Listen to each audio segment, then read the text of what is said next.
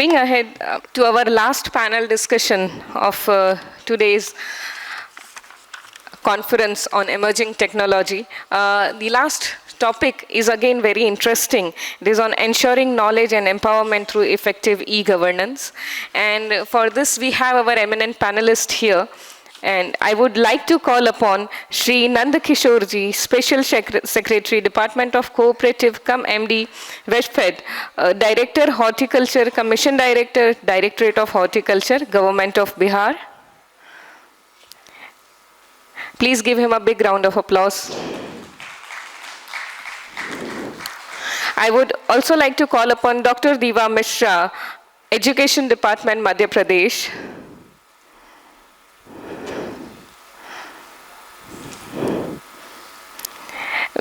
Please give her a big round of applause, everyone.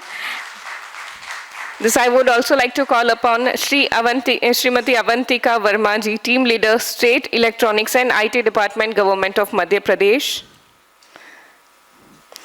And the moderator of our today's session, Shri Sanjay Kumar Das, Joint Secretary, Department of IT and Electronics, Government of West Bengal.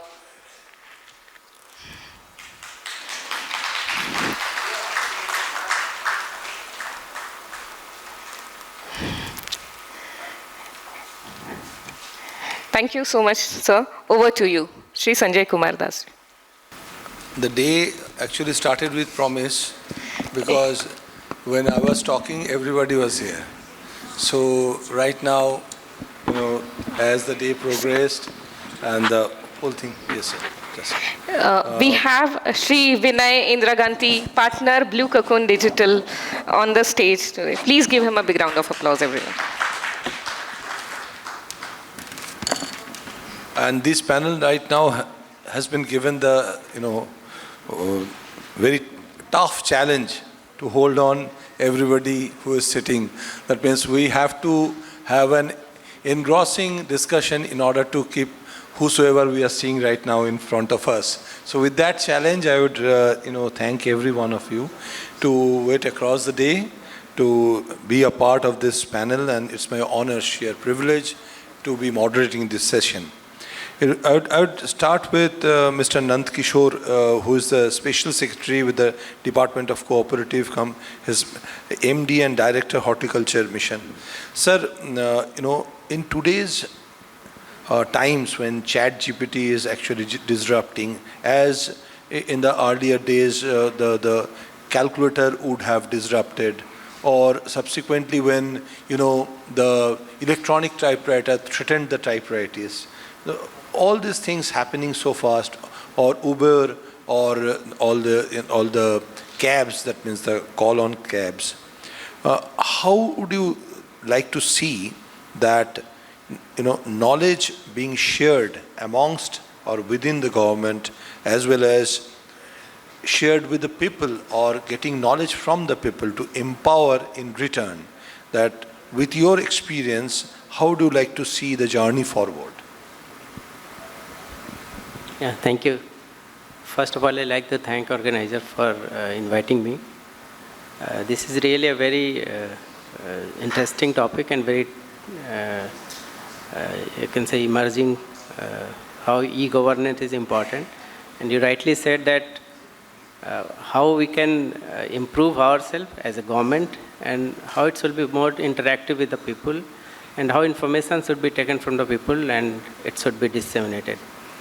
So in e-governance, right now, what we are doing, it is very limited, and there is a ample scope to improve that. I will give an example of Bihar, especially of Agriculture Department. Here we have captured the data of almost all the farmers, almost 1.8 crore farmers in our DBT data. So what we have done, we have captured their information, their Aadhaar linked bank account, and these data which have been captured by government, and actually they are filled by the farmers at different places. So these data are used by the government to provide them different benefits from different departments, not only from the agriculture department.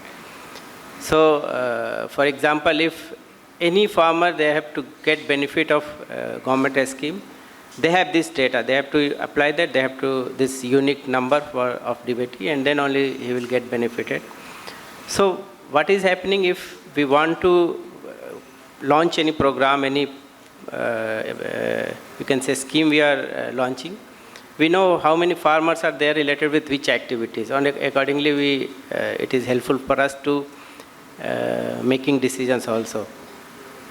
Apart from agriculture department, here I would like to say that in agriculture department, all schemes are online. So farmers have to apply online and they get benefit through CFMS system. CFMS system is a, you can say, relatively advanced version of PFMS.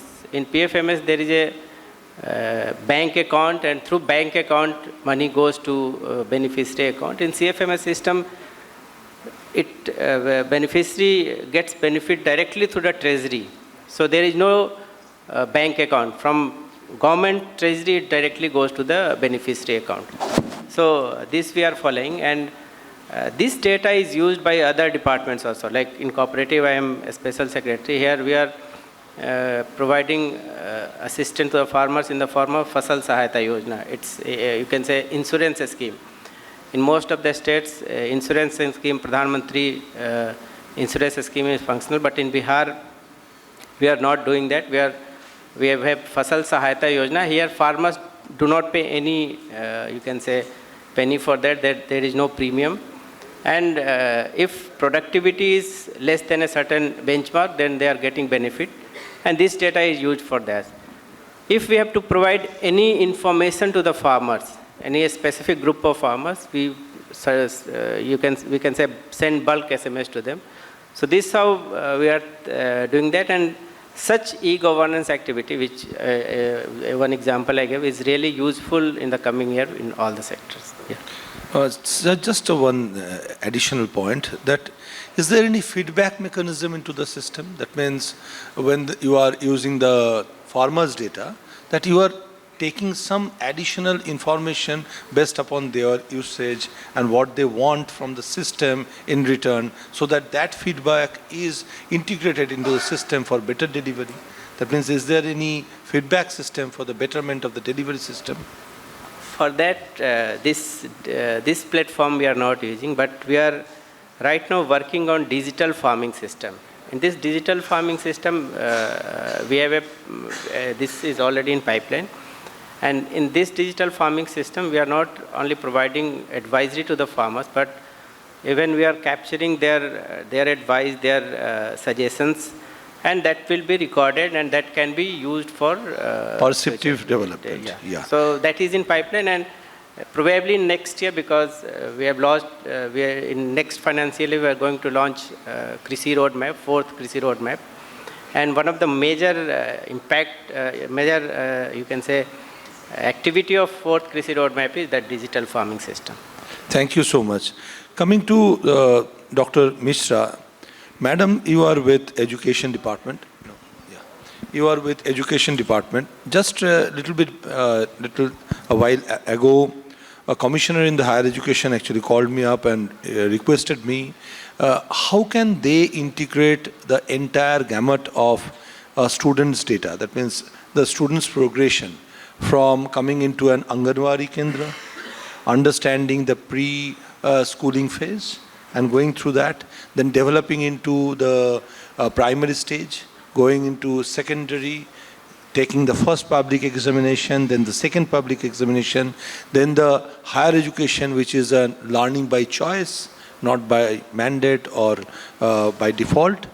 So how could we actually integrate the entire gamut of this thing, as we often talk about, in the EA, in the Indian enterprise architecture. So this student database architecture, how are you planning, or are you already into that? Thank you very much, sir.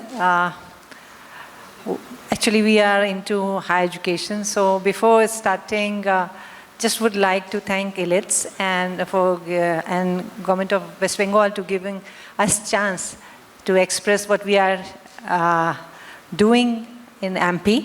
And to start with a very lighter note, that MP is the heart of India. And if I say in Bangla, I don't know Bangla, but I'll try.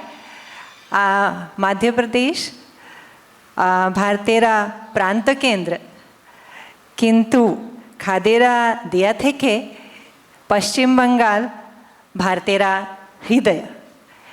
So, coming to your point, sir, actually, for the students, what we are doing to integrate the data, as you asked, what we are trying to do is we are trying to integrate the students from class 12th and 10th through College Chalo Abhiyan.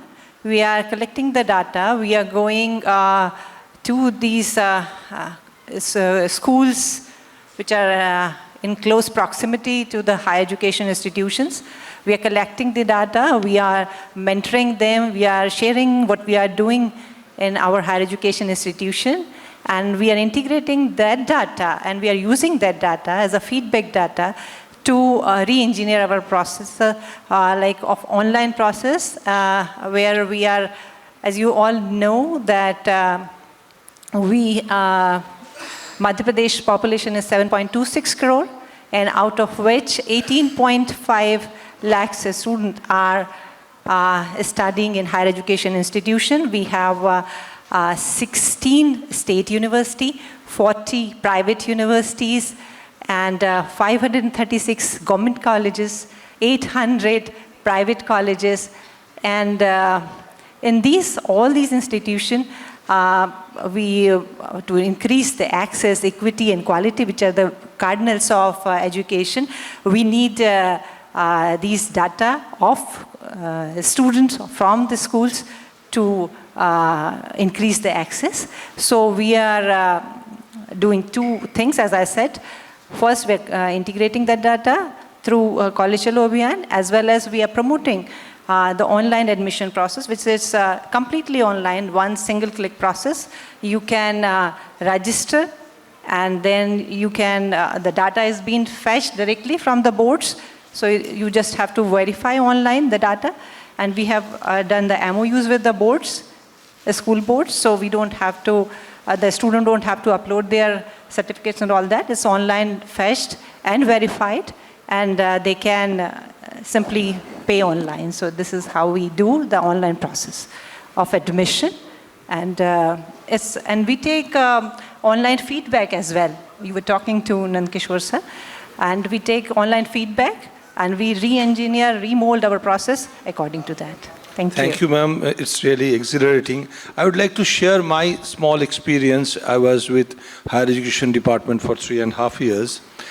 When I was just shorting with the data of higher education for All India Survey on Higher Education, I say, in 2011, I hope, 2011-12, I suddenly found out that that means the number of women folks from scheduled tribe into the higher education, that means in colleges and universities, are much more than the male folks. So I really, started why it is so.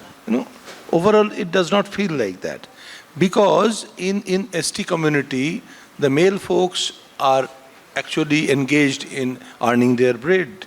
And right now, as access is being extended to all corners, so the female folks, they are coming up and getting actually not dropped out from the higher education. So data can actually teach you a lot of things, and from that we can create some sort of model, be it a predictive model, create some solution, just like I was talking about anonymizer. So it could actually create some sort of solution and guide us for policy. So that is what I was asking. I would like to add one thing, as you said rightly, and I heard your lecture in the morning. It was amazing. I would like to add one thing, that we use data analytics as well. And I'm happy to share that last time in AISHE survey report, the GER for MP was 24.2. and this time it is 27.1, which is close to 27.3. Big round of applause, please, because this is really exciting, 27% GER is really exciting, Thank we are you. going to the milestone of 30. So that's great, Thank you, ma'am. Thank you. Coming back to Awantika, ma'am. Yes. I was thinking that, when we talk about empowerment through effective governance, we often think that e-governance means electronic governance. Why can't we think that e-governance means effective governance? Why there should be always something short of, this electronics intervention? Just let me tell you a brief example so that it could ignite you. Like if I am actually keying in my login credential into my laptop and there is a CCTV behind my back, it can capture my credentials and my credentials are gone. So if somebody is to actually get a solution, somebody can say that, you change the position of the CCTV. But one can very easily say from e-governance point of view, if E stands for effective, why don't you change yourself? That means why don't you change your position? आप क्यों नहीं उस तरफ बैठते हैं? So that, that CCTV is not on your back. So it is not always an intervention of electronics or solution or algorithm or creation of some sort of, some sort of application. So from that point, ma'am, with your experience, large experience, how have you seen that this hybrid mode of electronics and non-electronics intervention in governance actually create this whole infrastructure of e-governance? Good evening, everyone, and thank you for giving me an opportunity, though I was the very last person to come up on this bandwagon, because the program was not still confirmed and we had a lot of important meetings going on in the government of Madhya Pradesh. DARPG is also coming over there. So I would like to go on the point where you said definitely E has empowered everybody. E has empowered the decision makers. E had given us the strength to decide what is right and what is wrong. I will give you an example where I am working. I am working with the most sensitive project called the e-tendering system. The e-tendering system has actually taken up the entire country or entire world in such a way that we have to depend on number of things while making things online. Number one was the change of the mindset of the people. So we did change, and we have come up a very long way. Since 2005 in Madhya Pradesh, we are using the tendering procedures, and it has definitely taken to the next level. Though there has been 5 years, 6 years assignments going on with different companies. Presently, we are moving with the NIC. It's a generalized project. It's a generalized concept which has been adopted by 27 states all over.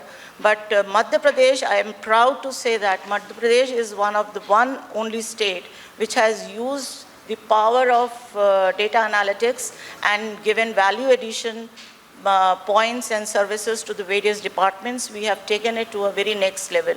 The transparency has absolutely come in, and we have reduced down the cycle time of each tender from 310 days to almost 100 days.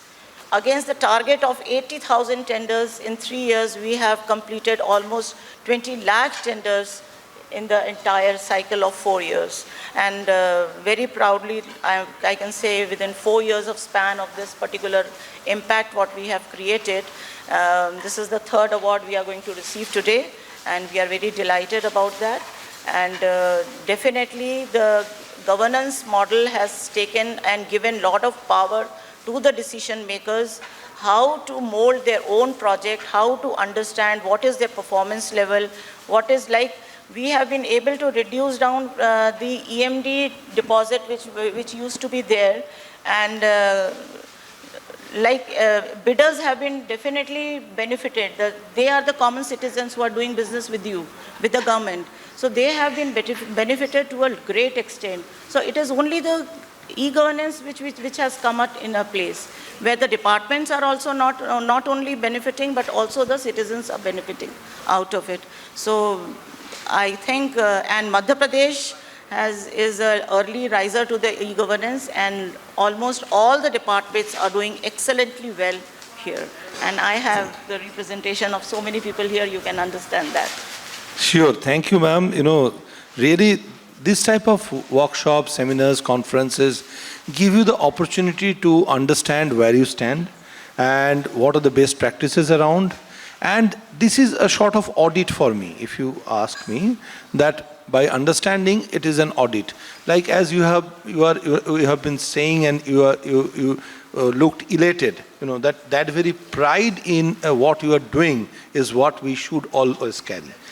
Let me tell you, ma'am, the benefit of e-tendering. We are undergoing this augmentation of state data center. In 2016, we had a 24 TB data center. Right now, we have 750 TB data center, making it into 1.75 petabyte data center in next 2 months. So these transition, the latest transition, the business model was 520 crores. When we actually went through the due diligence of the market, we found out the cost will be around 216 crores. The due diligence, not even tendering. After tendering, it has come down to 189 crores. Definitely. That's the power. Yeah, and similarly for bandwidth, we started in a 7-month twice tendering process. We brought the bandwidth cost by 1/4. That means rather 1 by 3.7 part, nearly 1/4 cost. So what is happening right now? If some department is asking, "Arey Sanjay, हमको 20 Mbps दे दीजिए," तो हम बताते हैं, "sir, आपको 40 दे देते हैं, दिक्कत क्या है?" तो issue is the same price or the least price, you give more, and immediately when the speed increases, the performance increases too. So I'm coming down to Mr. Vinay. Vinay ji, aap Blue Cocoon Digital se hain. So it's really a privilege because you are non-government. All 4 of us are fighting with you. From an outsider's point of view and working with government off and on various perspectives, how are you seeing that really government is interested in knowledge management, empowerment through knowledge management, and actually adapting to change? That means we are not running behind the bus, rather we want to wait for the bus. So how are you looking at, why don't you critically assess and tell us what we should do? Yeah, actually it's a very pertinent topic for today, and again thank you, Elets, for this wonderful platform. The way I would put is innovation that you're seeing in technology is happening in the private sector. Vast amount of innovation. But the public benefit, not the business and the monetary benefit, but the public benefit is through government enterprises. Okay. So public-private partnership is extremely important to act as that bridge, to take this innovation, to create value for the people, which in fact benefits the society.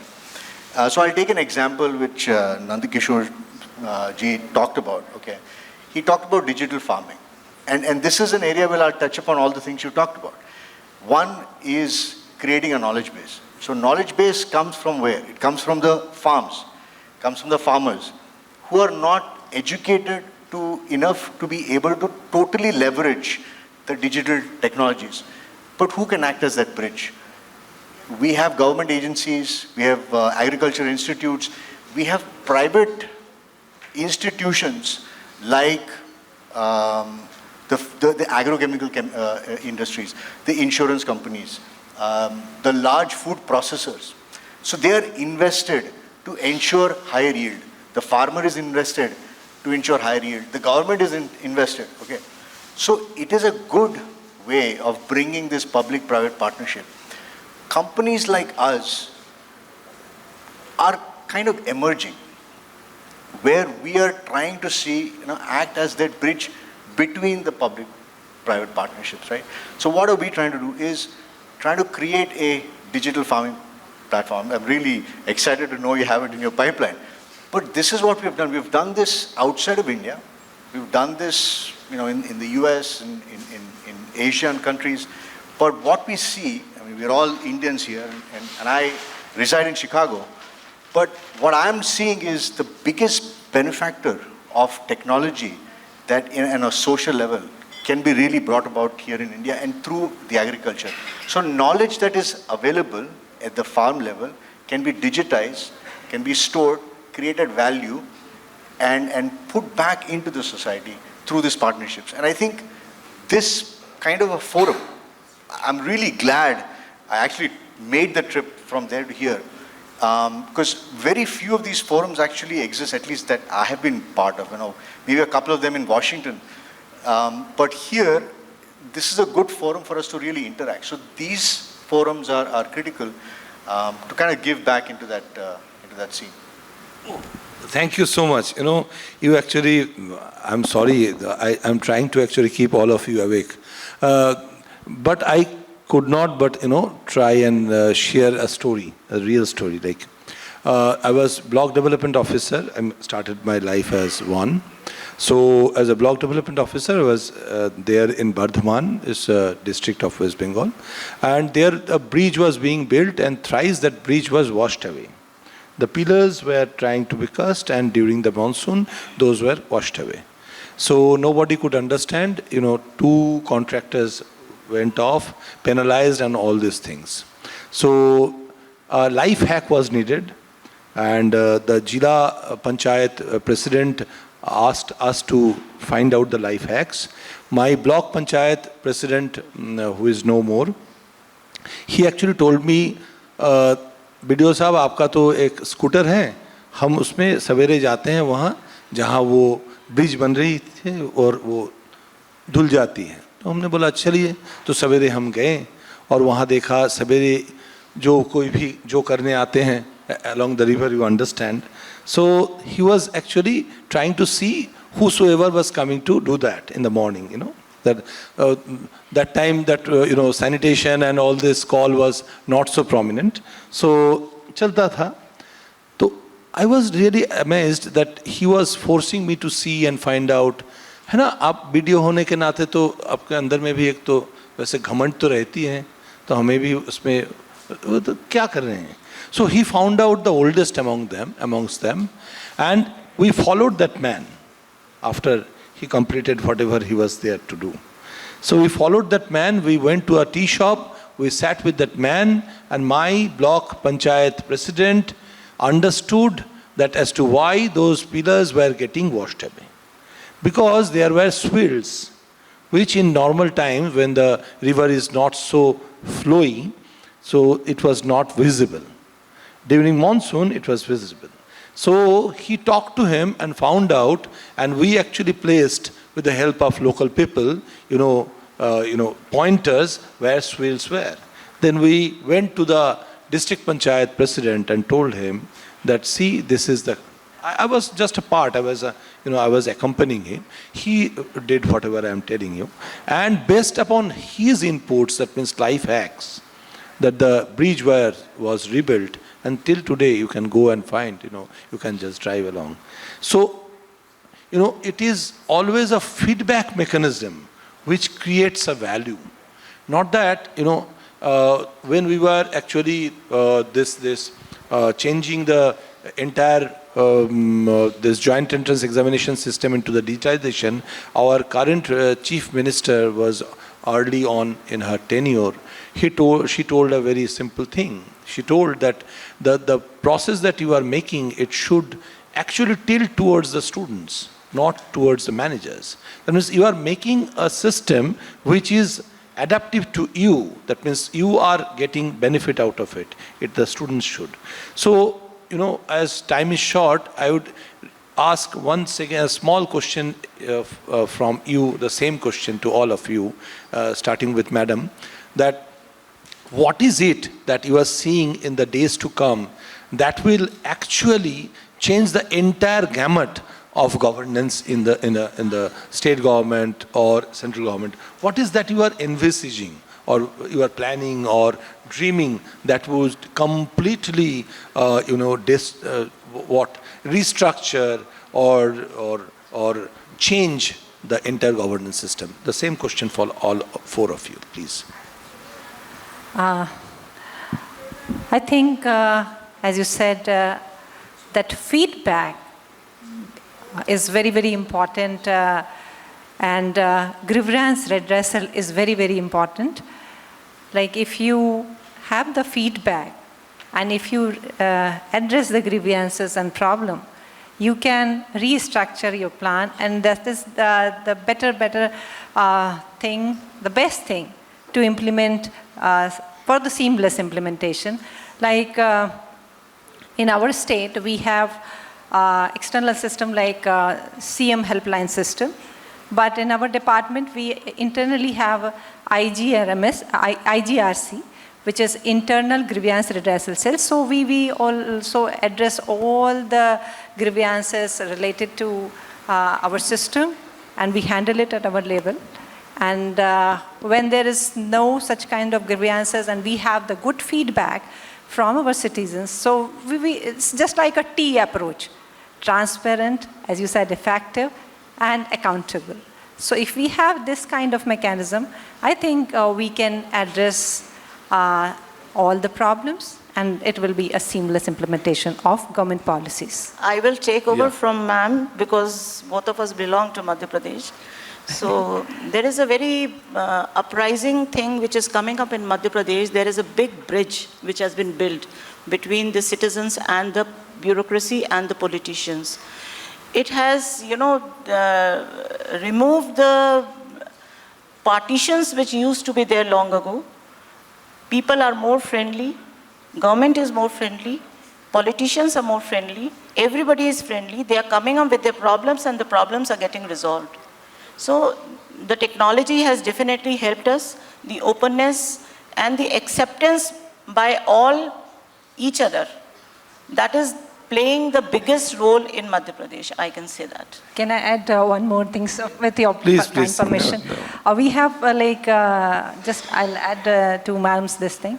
Our politicians are also addressing the problems, and they are coming directly in contact with the end users. So we have every week we have the meet with the teachers, principals, students, even our politicians have this youth samvad, yuva samvad, through which we have regular interaction with the public, which are the end users. So I think that is the good thing for seamless implementation. Thank you.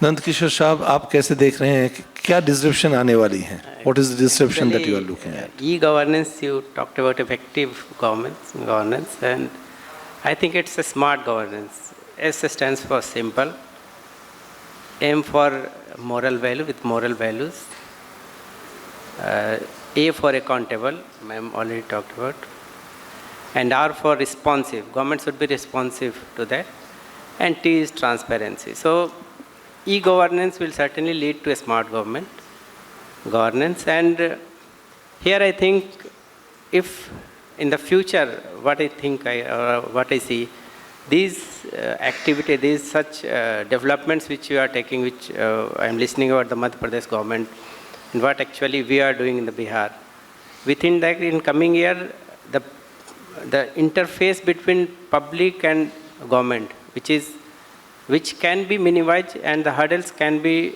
minimum, and that's what we are working for, because right now public used to come to the government office, and I think e-governance can 100% stop that. Anyone can put their grievance online, no need to come to the office. Online response can be given.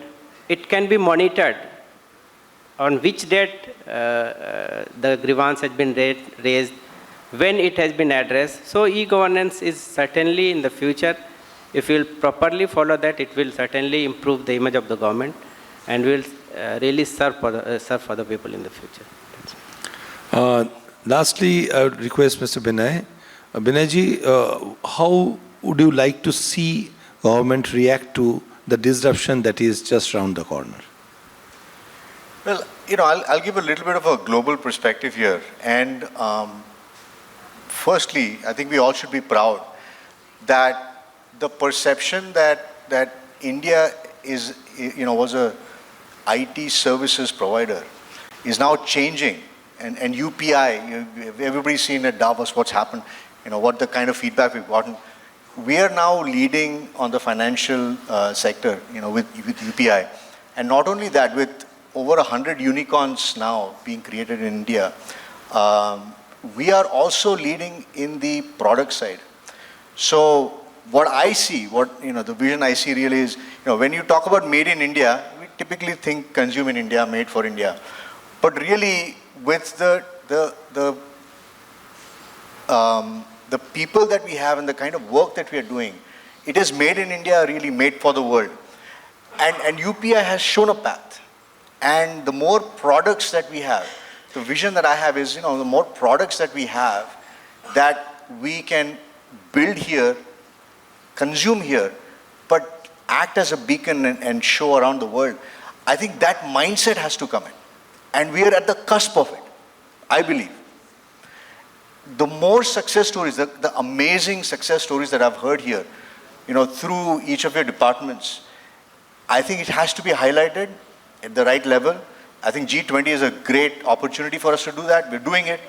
And through these mechanisms, we share, what we really mean, when we talk about Azadi Ka Amrit Mahotsav. Why don't stop it? India at 2047, India at 100. By that time, can we really be, 25 trillion economy? And these are the things that will change. And I think hopefully these are the conferences, the mechanisms that we will ideate through. So that's what I see. Thank you very much. I would end by just saying that, actually world has transformed from that AI to GI to HI. So as we are transforming from AI to GI, that means that not GI, AGI, and we from AGI to actually AHI, artificial human intelligence. Our people who are doing repetitive works will be replaced with, bots, and we need to actually, the greatest challenge or disruption that I am looking at is the necessity for upskill oneself. So the government will not ask me to upskill. That means government will completely eradicate me. It will not replace me with another officer, another staff, another personnel. It will seek personnel who would be actually planning, ideating, and then from conceptualization to implementation to feedback-based, the system development, so that the data-based decision-making is possible for the government. So that is the disruption I am actually looking at after 29 years in government service. So thank you, entire panel. I hope we are within time, and I would thank each one of you for being a part of this session, and thank you all of you for not sleeping down, over the chair. Thank you very much. Namaskar.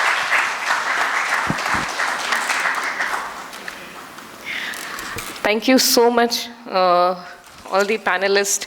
You have been you have given very wonderful insights, and it was, I think it is the best takeaway of today's session, and very wonderfully moderated Sanjay Dasa. So congratulations to you. With this, I would like to call upon Dr. Ravi Gupta on stage and Shri Sanjay Dasji to give the appreciation, token of appreciation.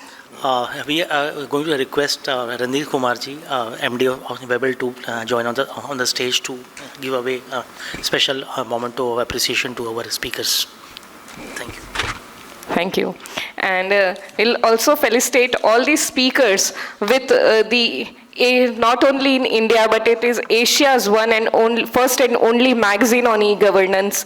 And this issue is specially based on West Bengal's IT initiatives and the journey towards digitization with the collaboration of IT Department, Government of West Bengal. So I would like to call up on stage Shri Randir Kumar sir and Dr. Ravi Gupta to give the token of appreciation to Nand Kishor ji, Special Secretary, Department of Cooperative, MD VEGFED Director, Horticulture-cum-Mission Director, Government of Bihar. Dr. Diva Mishra,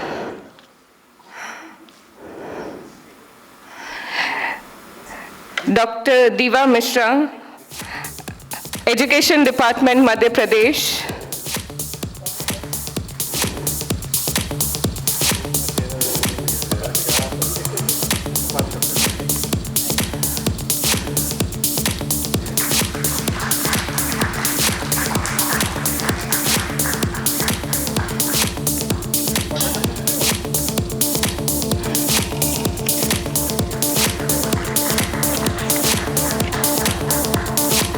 Srimati Awantika Varma, Team Leader, State Electronics and IT Department, Government of Madhya Pradesh.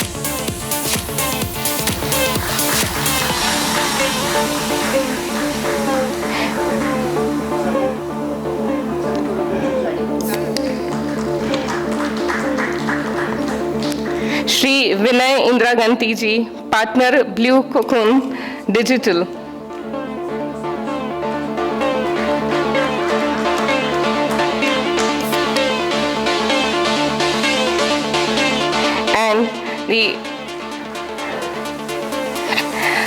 And last but not the least, our wonderful moderator of today, Shri Sanjay Kumar Das, Joint Secretary, Department of IT and Electronics, Government of West Bengal.